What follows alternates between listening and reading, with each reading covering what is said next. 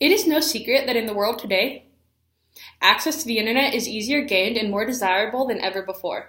Research has found that 41% of children ages 3 to 5 have constant access to the internet at home, and at least 80% of teens are constantly on their phones.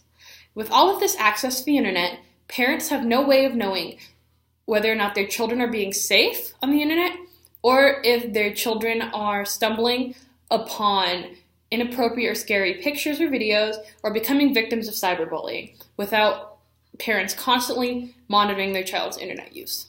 In today's world, access to the internet is easier gained than ever before. Even unintentionally, children can stumble upon these videos or become victims of cyberbullying. Parents need to pay more attention to their child's media use. Cyberbullying has become somewhat of an epidemic in America today, with research finding that 59% of teenagers reported being cyberbullied.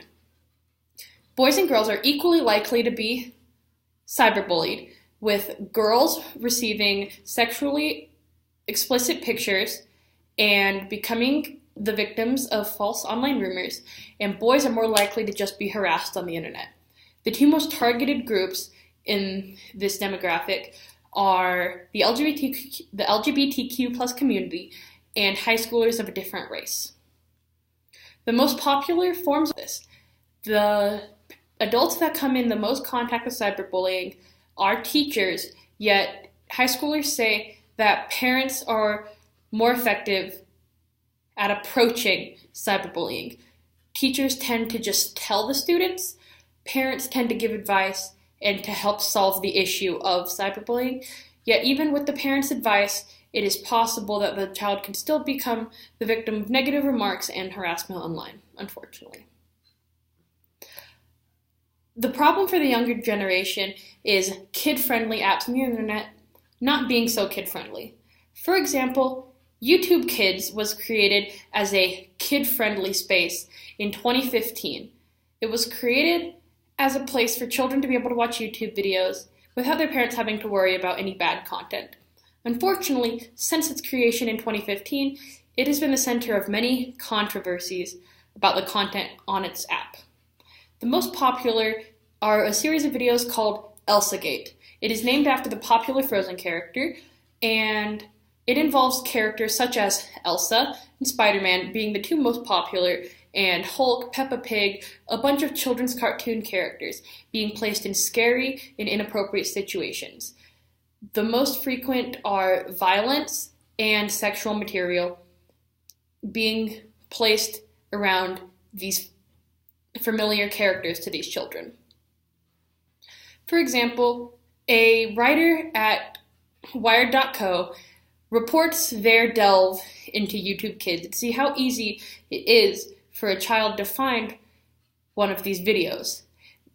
The writer started out with clicking on a completely legitimate Peppa Pig compilation.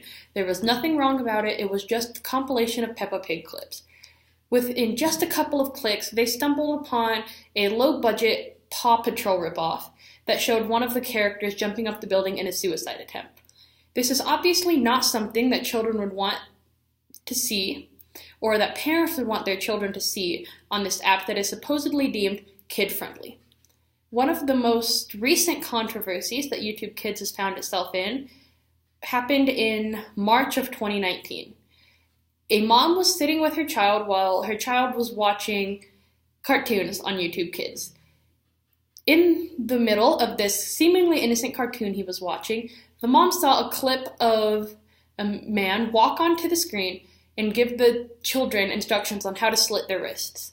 Just as soon as it had appeared, the man exited the screen and the cartoon resumed.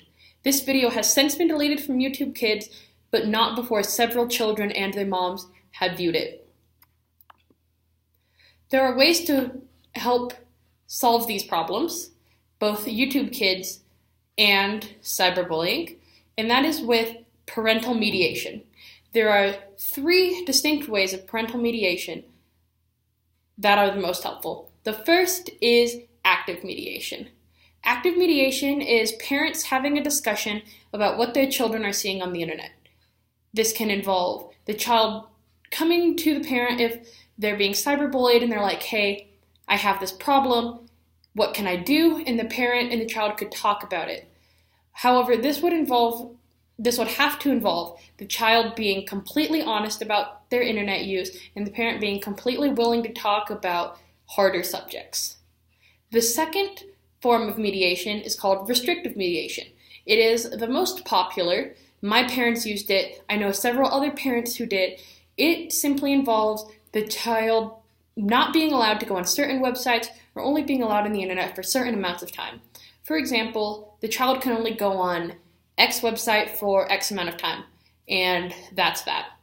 However, if the parents aren't dead set about these rules, they could go to a friend's house and go to a certain website they aren't allowed to typically, or they could still see the material elsewhere.